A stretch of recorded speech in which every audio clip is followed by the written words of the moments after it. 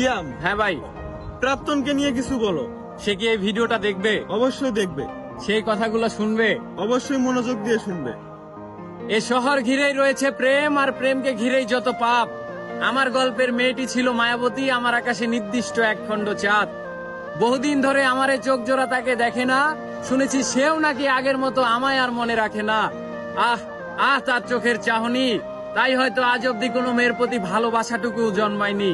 আমার দোষ ছিল, আমি বেকার ছিলাম, প্রেম অধ্যায়টা নিষিদ্ধ ছিল আমার জন্যে।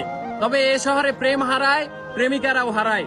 এর পেছনে শুধু বেকারত্বই দায়ী নয়, আমাদের প্রতি ওদের টান কেটে যাওয়াই প্রধান বিষয়।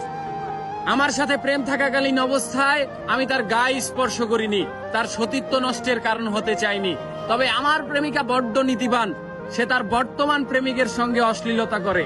আমার এ করুণ অবস্থায় আজ তীব্র হারে অনুশোচনা করে।